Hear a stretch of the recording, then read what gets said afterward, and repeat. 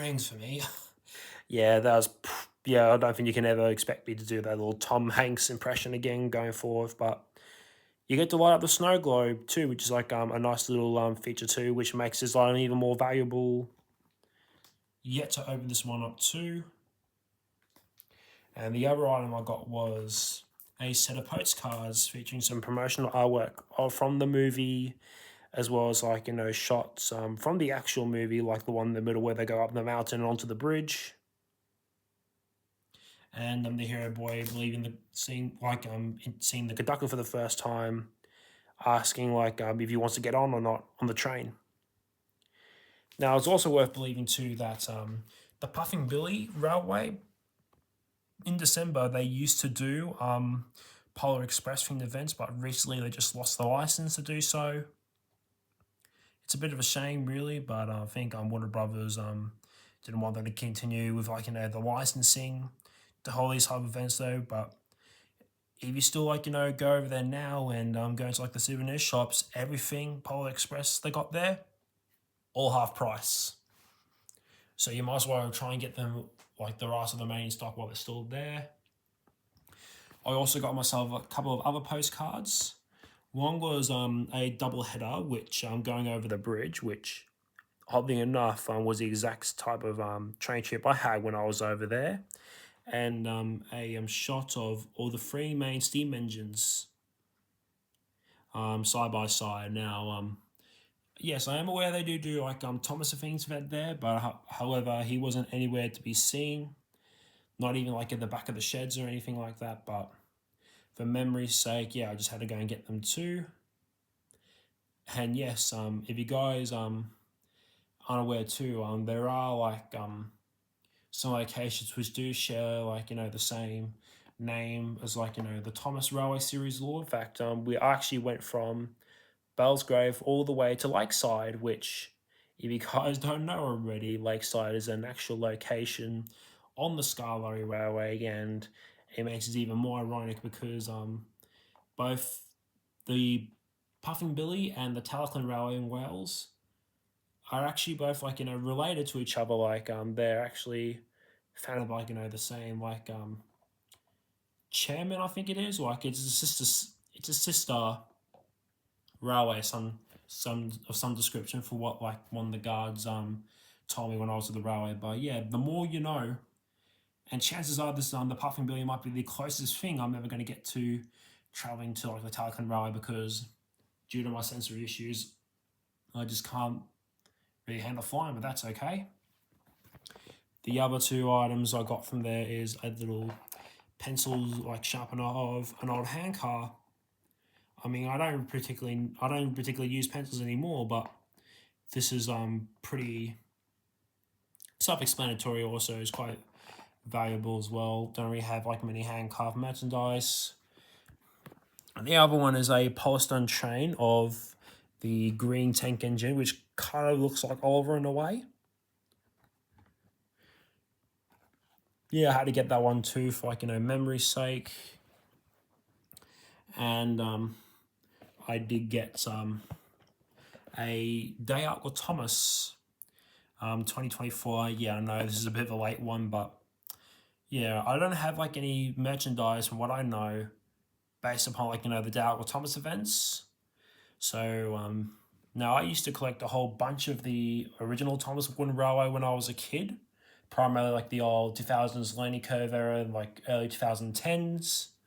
Yeah, but all my wooden trains I had as a kid, I gave to like one of my cousins, which just became well more loved to where I had them years ago. But just like on the other two, like, oh yeah, here's the inside as well. Just like the other two birthday presents, which I showed from like my parents earlier, they're going to become, including this one, pretty valuable in like as the years go by as well. So I will be keeping it in its box because this model is one of a kind, and unlike most toy stores, you don't really get to see stuff like this come up very often.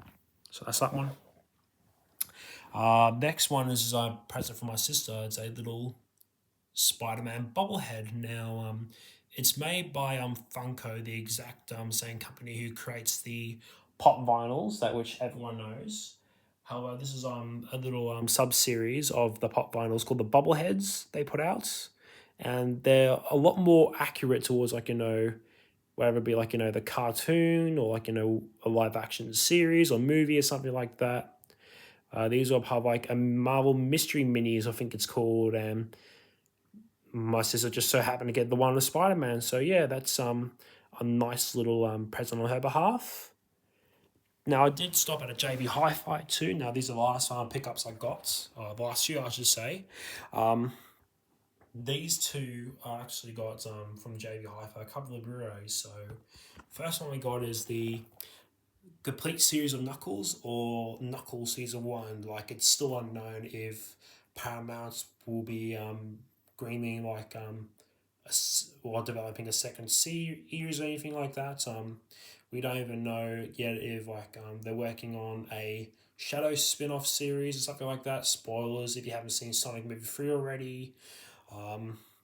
Yeah, I have seen the Knuckles series on Paramount Plus a few times, and I knew this got a physical media release in the US, but wasn't too long ago I actually found that the show got a physical release down here too, and after really liking the main trilogy and basically this cinematic universe becoming my new favorite cinematic universe since Star Wars or the MCU or the Marvel Cinematic Universe, I just couldn't say no to it. Now, the show itself didn't have the exact same quality as the main movies and such, but it's a if Paramount is secretly silently working on a Shadow spin-off series, like whether it be a TV show or a movie and such, they could always take the show into reference, learn from the mistakes that the show had, and try make the Shadow spin-off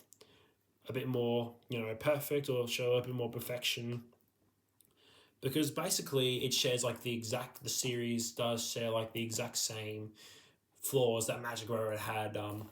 Yes, Knuckles is the title character. He does appear almost a good chunk of the TV show, but the main focus of the show wasn't really on Knuckles, but rather his side character, the Wag Whipple, yeah.